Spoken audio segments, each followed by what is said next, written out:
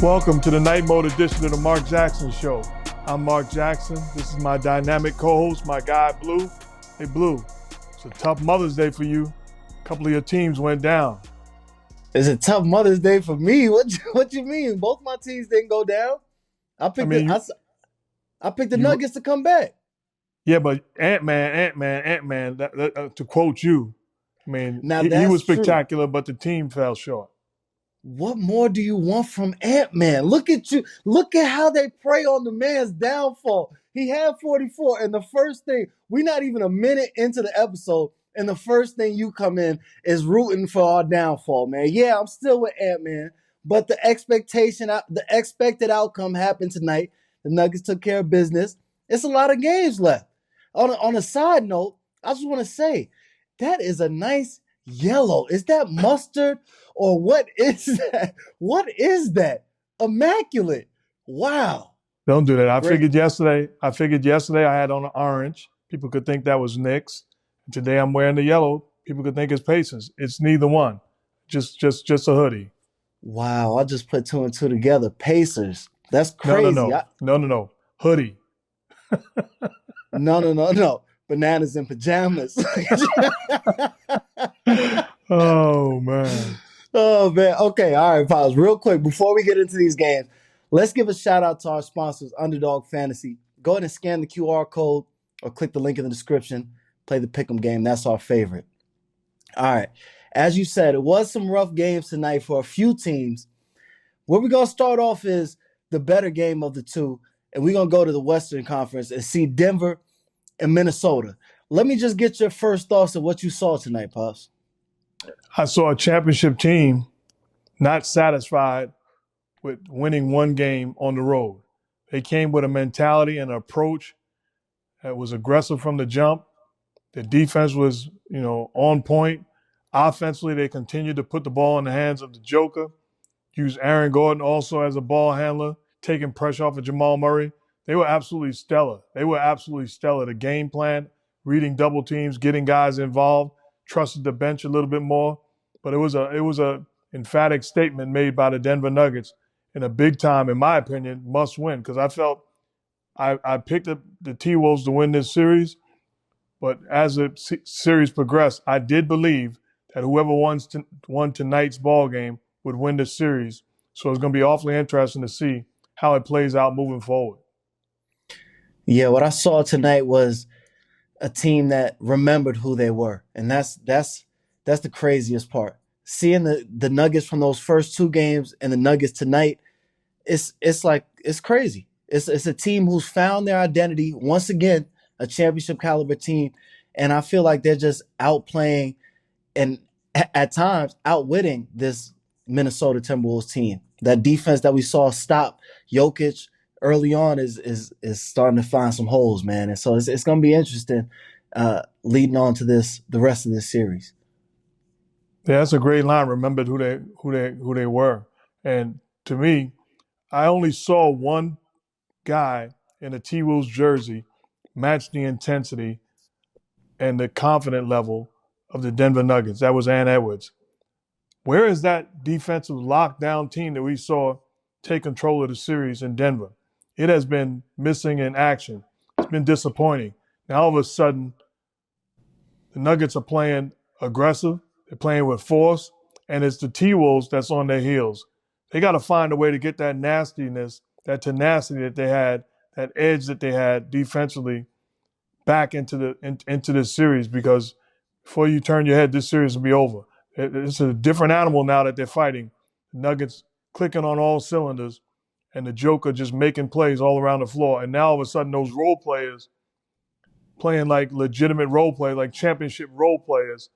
Can you imagine if Michael Porter Jr. gets it going? This is a big-time win for the Nuggets and a heck of a job telling exactly who they are by fighting their way back into this series. Everybody had it over, and rightfully so, when it was down 2-0.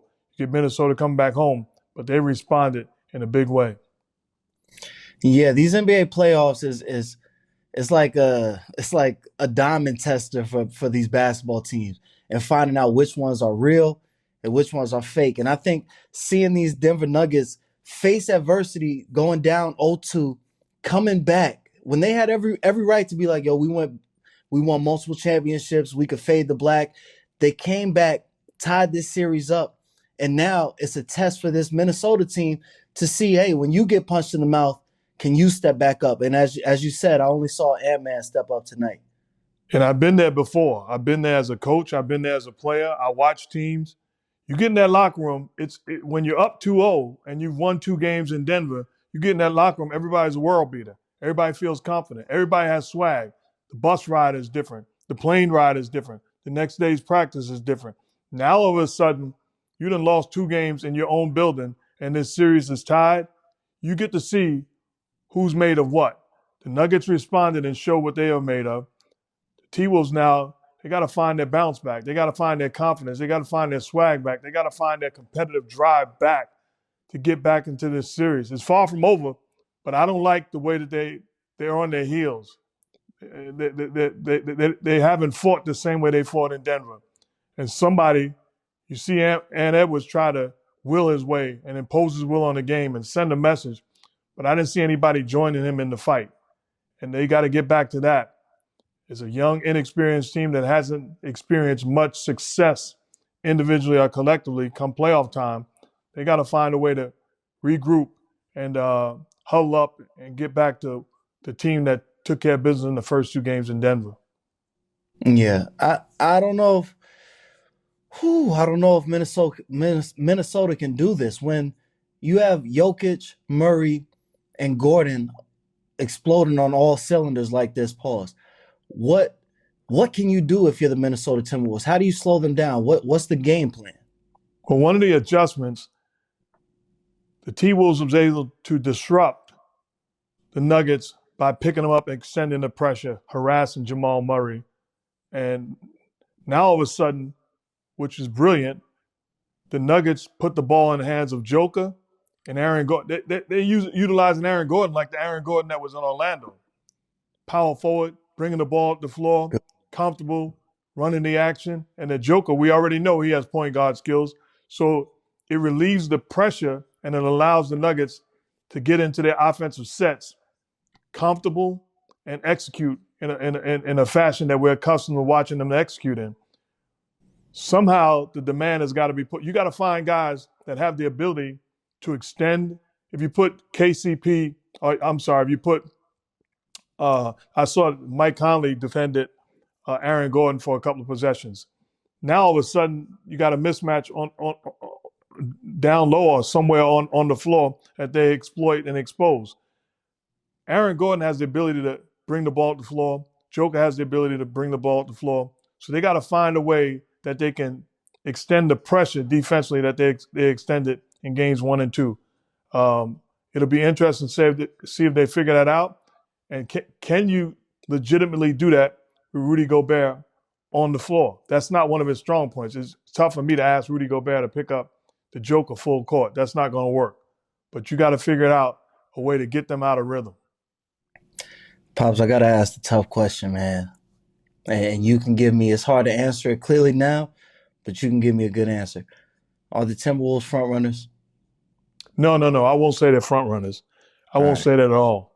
Now, it looks like it because everything was clicking and they were high-fiving and dancing and moonwalking and all of that, doing the running man. But this is an inexperienced team. What we have watched in games 3 and 4 is a championship team not panic, regroup, and understood the assignment individually and collectively. And what we saw was a team in the T-Wolves that hadn't experienced success, hadn't experienced prosperity, and thought that coming home, we could automatically take care of business because it's going to be a carryover effect. That's not how it works come playoff time. They did not understand, no matter how much of a message you preach, that this is a different Denver Nuggets team that's coming into our building on a mission. They have championship DNA, and they're going to react and respond.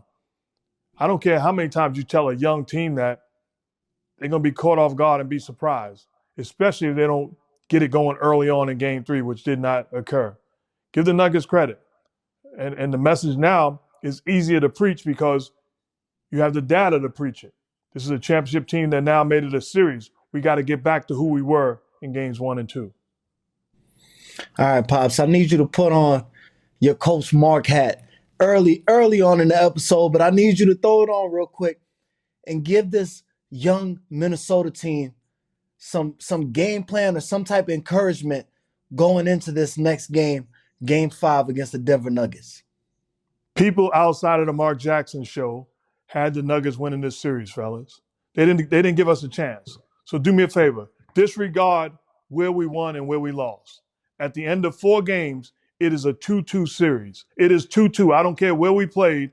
They won 2, we won 2. If you asked us will we take being in that position going into Game 5, we would certainly say yes. We're playing against the defending champs with the 3-time MVP of the league and a outstanding finisher in Jamal Murray and an outstanding supporting cast that's well coached. So we're fine. Now let's go back to Denver, because some people would say we can't win a game in Denver. Well, we proved that wrong. We already won 2. Let's go with the right mindset and finish this series off by winning in Denver and coming back and apologizing to our home fans and wrapping this series up. But it starts with our energy and our effort and our competitive drive that we did not travel back to Minnesota with. We must have left it in Denver. Let's go get it and make a statement. There we go. Okay, so let me ask you, what's your early forecast for this Game 5? Who do you see coming out victorious? I think it'll be a battle, a game that goes down to the stretch, but I see the Denver Nuggets winning Game 5 because they understand the importance, and Anthony Edwards is going to have to get some help. He's got to get some help from that supporting cast. Somebody has got to carry the load besides him offensively and take the pressure off him, because there's going to come a point where the Denver Nuggets are going to force the ball out of his hands. They're going to double team him and make him a little bit uncomfortable, because it's obvious when he's playing one-on-one, no matter who it is, and he gets an angle, it's a wrap. He is spectacular at attacking the paint area and finishing with either hand. And he had it going early, and all of a sudden now he's knocking down threes. You don't want to put him in position to win the game for the T-Wolves, because he's proven that he can do that. Yeah. All right, Pops. It's that time.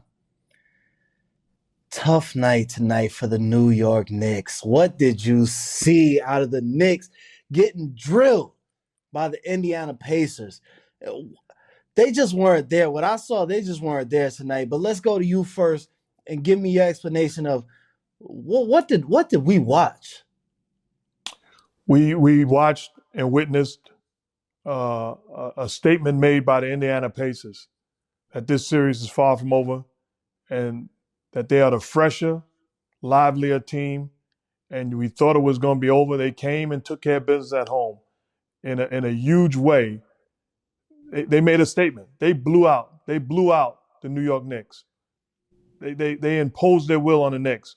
And they did it defensively, disrupting Jalen Brunson, taking all of the role players out of their comfort zone, and then pushing the basketball with pace, getting back to who they've been all season long. Off of makes and misses, throwing the advance pass, dribbling ahead, getting high percentage offense off of tremendous pace. I've been a part of teams, and you've been a part of teams where you wanted to run and you wanted to be a fast breaking team, and you do it every day in practice. Then all of a sudden you get in the game, and guys, nobody's running the lanes, nobody's outletting, nobody's pushing the basketball with pace. It takes a demand and puts a demand on your body when you play with that type of force. You could see it. But one team was tired and one team was fresh. One team was excited about running. And I mean, if I was the Knicks, I'd be like, these dudes taking it out again and pushing the basketball? Slow down. And you can tell that was the mentality of the Knicks. They couldn't keep up with the pace. And if I'm the Pacers, the mindset has got to be, we have to have that same approach in Madison Square Garden. Don't slow the game down. Play with pace. If they want to play 5 guys, 6 guys, 7 guys, play with pace and wear them out. Because this is a team right now in New York, in the New York Knicks, that you can tell it has taken its toll on them. They're not the fresh, livelier basketball team. Now, could they get it back in Game 5? Absolutely. But it didn't look like it. And I thought the best thing that Tom Thibodeau did tonight was throw in the white flag and get his guys some much-needed rest, because there was no need trying to fight and get back into this ball game. But you can tell that it has taken its toll on the Knicks individually and collectively. Yeah, this is looking like the rope-a-dope is in full effect, and it's time for the Pacers to start swinging, and they swing with all they might. It's tough. Do you think that the Knicks have hit a wall, or do you think that they'll catch a second wind and be right back in this series? I will say this: the rope a dope was planned. It was strategic by the GOAT Muhammad Ali. It wasn't strategic by the Indiana Pacers. They gave away 2 games in New York by slowing down the pace, not taking care of the basketball, and panicking when it mattered most. So I wouldn't give them that much credit. I will say this: I because of the Knicks and who they've been all season long, and the cloth that they're cut from and made of, I'm not going to count them out. Can they bounce back and win game 5? Absolutely. Can Jalen Brunson put on one of those spectacular performances? Absolutely. Can DiVincenzo bounce? Think about this. Brunson was a minus 27 for the ball game. Dante DiVincenzo was a minus 40 for the ball game. Josh Hart had 2 points and 3 rebounds and was a minus 29 for the ball game. That is a huge statement made by 3 crucial guys that have been outstanding during the course of this series. But I believe that this series is far from over. But I think ultimately, if you're Tom Thibodeau, you got to find a way to get some fresh bodies in there for 5 minutes, 6 minutes, 10 minutes, something, because the pace that they're playing at, it's too much of a demand on your players' bodies, and it's going to take its toll. Whether it's today, tomorrow, or game 6 or game 7, it's going to run its course. And if Rick Carlisle can trust his players, we saw Miles McBride have a good game in a blowout. We saw Alec Burks have a good game in a blowout. So they have the ability to impact the game and not hurt you. Trust them, because if not, you're going to find yourself on vacation. Yeah, it's a lot of minutes on those New York City guards, and it's not just in the playoffs. I see a lot of people having the same sentiments as you, that there needs to be some more people extended in the rotation. I completely agree, man. This it's been the whole season that these dudes have been ran into the ground, and they've played well. They've played great. But at some point, you can't run the game constantly at 60%. There's got to be some point where you catch a second wind, you get a breather, or you get a break. And these dudes are just Josh Hart playing the whole game, every game. These are high level athletes he's playing against. At some point, it's going to catch up. And we look at analytics so much. Well, right or wrong, the analytics going to tell you that Julius Randle got hurt, Mitchell Robinson got hurt, Bogdanovich got hurt, OG got hurt, Jalen Brunson is hobbled. I mean, at some point, you gotta get. They were down 43 points in Game 4. They were down 43 points. They shot 33% from the field. The Indiana Pacers shot 57% from the field. They're basically telling you without telling you, we need a breather. I don't care if Josh Hart say keep me in the game for 40. No, you're not playing 48 minutes. We're not doing that. So they got to find a way to get some life off of that bench and have them give them quality minutes. They're more than capable of doing that. But I love what the Pacers do. I'm not going to dumb down what they did. They were down 2-0, and they responded. They responded by taking care of business at home and giving themselves a chance to now go where the lights are brightest in New York City and make a statement. Speaking of New York City, as you said, they're going back to the Garden, and the Garden has an ability to breathe life back into the Knicks. It gets rocking in there. Let me know. Do you think the Knicks come out with a win and bounce back, or Pacers continue their momentum? I picked the Pacers to win the series. I believe that they will win Game 5. I believe they're playing with confidence. They're the fresher basketball team. One underrated piece to the puzzle is Miles Turner is playing very well. You're talking about a 7-foot center that's shooting in 9 playoff games now, shooting 40% from three-point land. That's a weapon to have. When you're playing with pace and you're pushing the basketball, he's not only a rim protector, but he stretches to the three-point line. Underrated piece. And I believe that the Pacers will win Game 5, but I expect to see a much livelier New York Knicks team ready to respond, but just run out of gas when it matters most. All right, Pops, I know you're picking the Pacers to win, but being the legendary New York City point guard, just point guard in general that you are, I need you to stand up and put on your hat once again, stand in the footsteps of the coach of the New York Knicks, and give them some type of encouragement, game plan, something before this game. We will win this game. We're back home. We had a golden opportunity to go to Indy and handle business. We did not.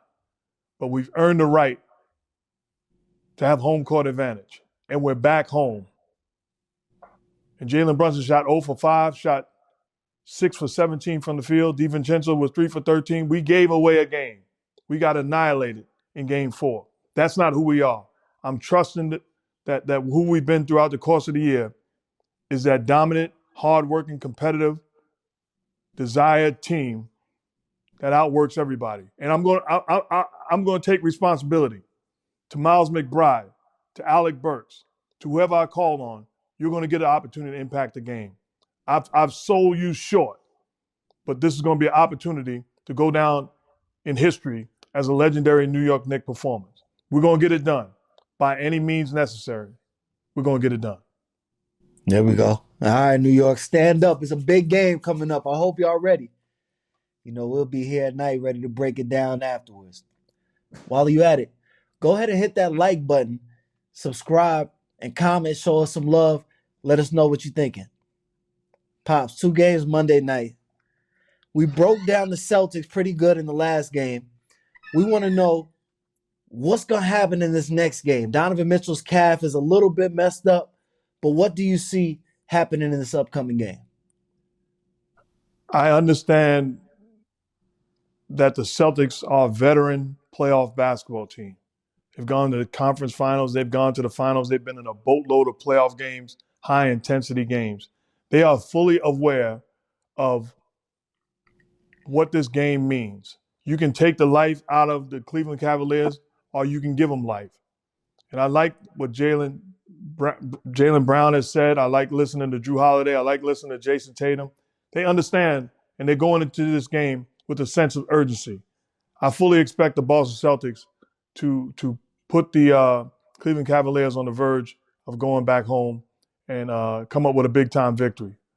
I expect them to have the defensive mentality that imposes their will on the Cavs, and then offensively continue to click and get the supporting cast to make and take big-time shots. I expect the Celtics to win the game, but I expect it to be close because I'm not a guy that's going for the okie doke. I believe Donovan Mitchell is fine.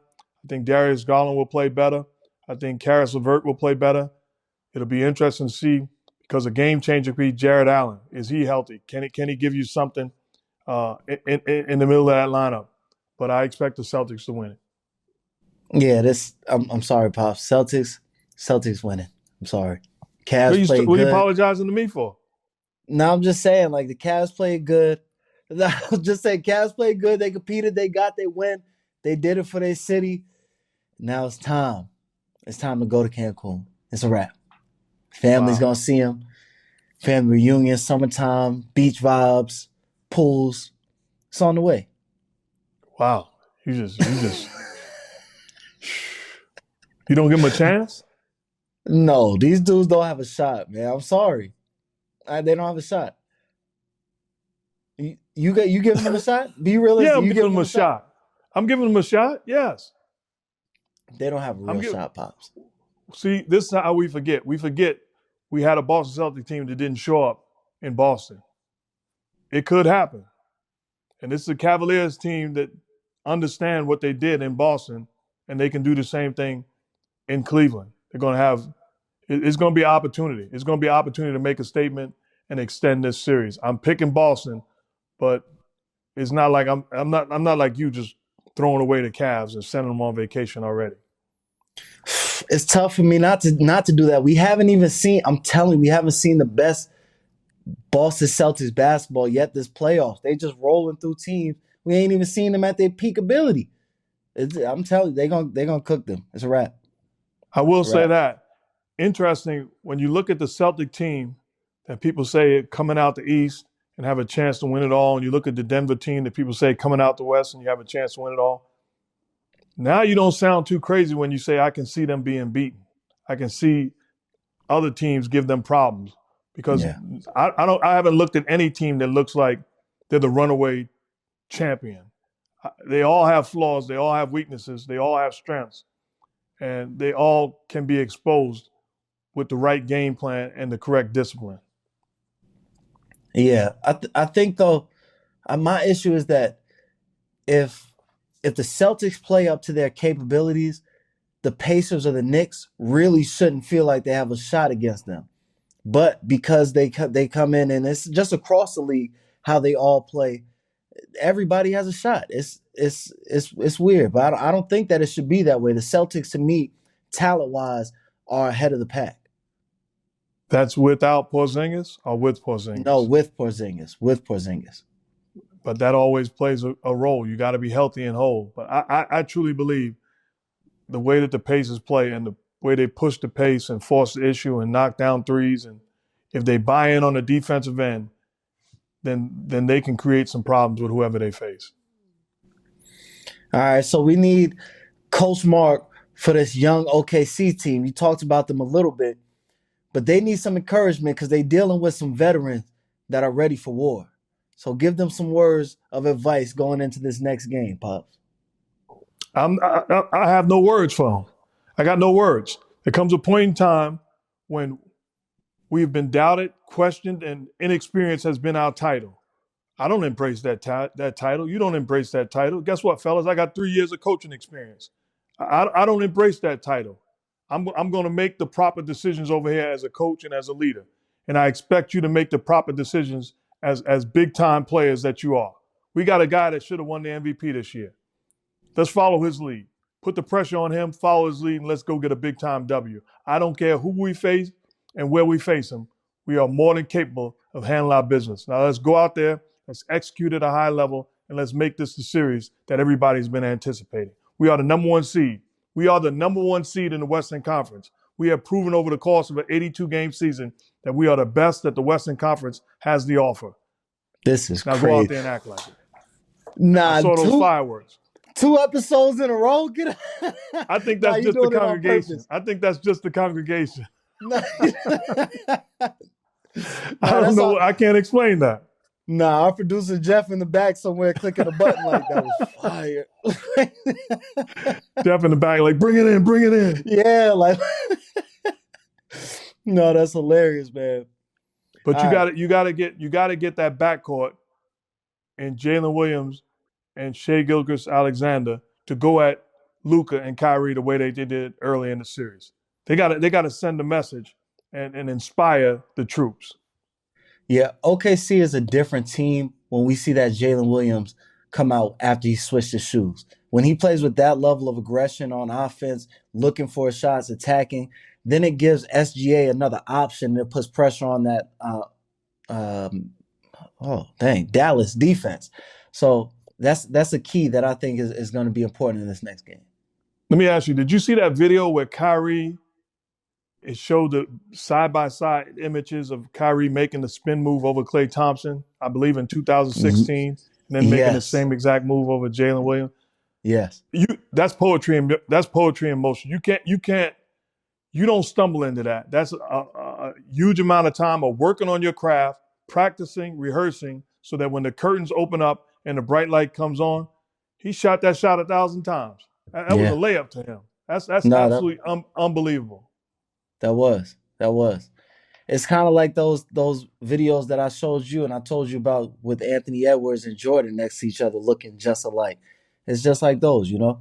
You can tell he studied his game and was influenced by him and prepared for that moment. Jordan Farmer? Jordan Crawford? Which Jordan you talking about? The man, why are you so disrespectful? The man. You disrespecting the man because the man already said, stop comparing me to the GOAT. He said he's the GOAT. He's in a class by himself. So you disobeying the Ant-Man. Yo, he came out and said something. You lucky I can't think of it off the top of my head. Because after he said that, he came out and said something about the all-time greats this week. That was crazy. I'm next episode, I'll be ready. But like I said before, you can't tell me how to root for you. Your job is to do your job. My job is to be watching. So I can watch however I want. If I want to watch and say, yo, he could be as good as Jordan or he's as bad as the worst player in the NBA, guess what? I'm on the media side now, baby. Thank you, Pops. Love you. I will say this. At 22 years old, he is special. He is special. Yeah, he is. That's all you got to say. He's special. Gets downhill, can shoot the three, takes the challenge defensively, has leadership in his DNA. He is special, and it's going to be fun to watch for a long time. All right, Pops. Yes, he is special. It's time for the mama. There goes that man award. Let me know who gets it there. If you're out of line tonight, I got a feeling that you're going to say do the right thing. But tonight's award goes to Aaron Gordon.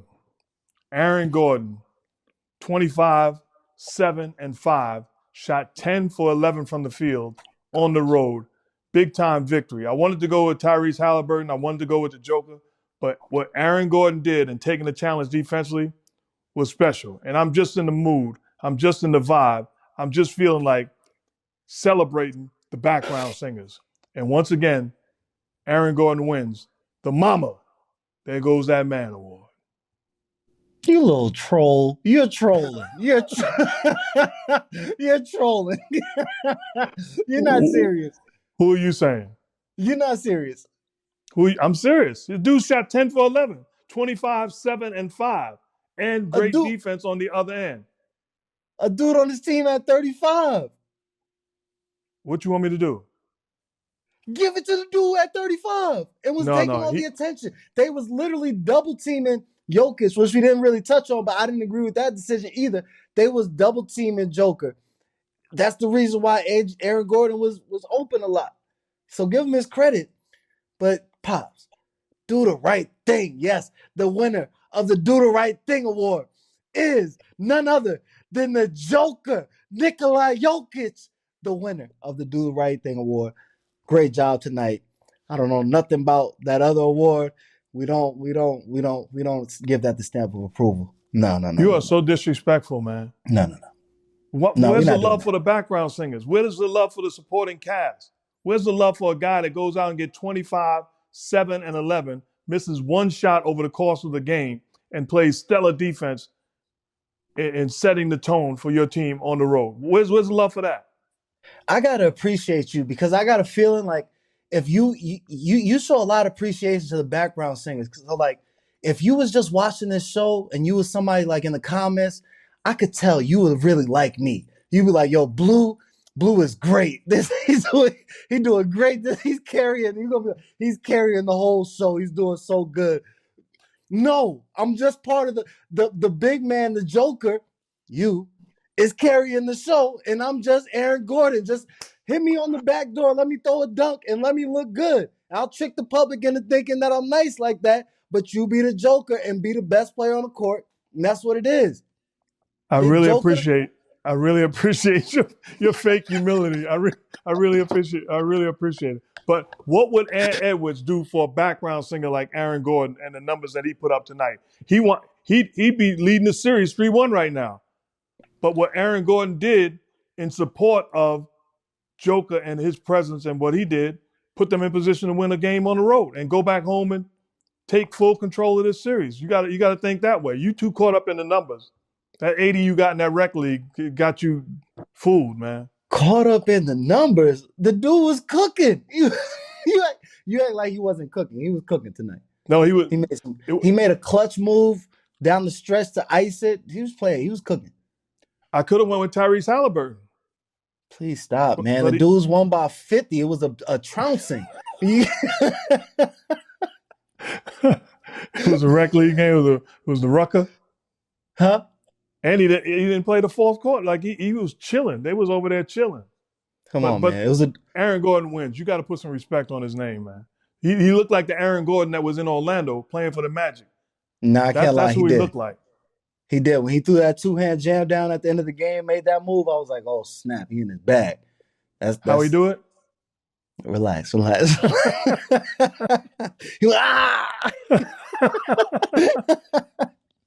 kicking his legs up, everything. He looked like he was in the dunk contest again. Yeah, he was going crazy. All right, Pops. The Hawks won the. What type of accent was I about to speak in? That was crazy. All right, the Hawks won the NBA draft lottery, but Who are these people, Pops? What did they actually win? There's no Wimbies. It's no Pops. I'm sorry. I watched the whole college basketball season, and some of these names I'm looking like y'all got to show me something in the league, man. All the prospects are rough around the edges. I'm looking down the draft boards, a lot of B's and B's pluses. What's up, man? That's why the great organizations spend all year long with a scouting team that travels, that watches games, that can find these gems. The number one pick in the draft is a value asset, especially for a team that has some pieces to either utilize in a trade or enhance. So to me, the Atlanta Hawks struck gold because that number one pick, there's somebody out there that can help them. And there's somebody out there that can help another team that values that person that they got eyes on. So I think it was a great day if you're an Atlanta Hawk fan, a special day, and an opportunity to move this organization forward. And you have the pieces. Now the decision is, do we keep Trae? Do we keep Murray? Do we trade one of them? Do we make one of them the full-time point guard? They've had enough data during the course of the year to know if that's going to work or if not. These are the decisions that they're going to have to make, and then utilize that number one pick to either enhance them by drafting it or enhance them by trading it. But it's a valuable, valuable asset, and it was a great day for Hawk fans. Yeah, it's a great day, I guess. It's a great day. It's a great day. What is that? Do you know when Patrick Ewing, the Knicks won the lottery pick, and they had the opportunity to draft Patrick Ewing, it changed the course of their entire franchise. It changed the entire course and the future moving forward. Yeah, but you look at teams like the Hawks, the Pistons, these teams that have been losing all year. This is the day they've been waiting for. It's like your birthday come around, and yes, the celebration is a great day, but you take me to like WSS or like TJ Maxx, like yeah, this is nice, but thanks for the birthday gift. I've been there with you. No, don't do that. Don't do that. It's a big day. I just wish, why couldn't it have been last year that the Hawks got the first round pick? It would have changed their whole trajectory for the next 20 years. But we'll see. But if you find that right pick, I believe Jalen Brunson was the 33rd pick in the draft. You can find a gem after doing all the work that's going to be sitting there waiting to be drafted. So if you did your work and you prepared, somebody's going to be sitting there that can change your organization.